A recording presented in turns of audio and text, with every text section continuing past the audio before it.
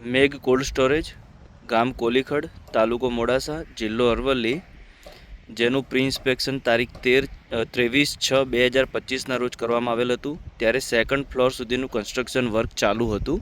તેમજ આજ રોજ તારીખ 16/7/2025ના રોજ વિડીયો શૂટિંગ કરવામાં આવી રહેલ છે.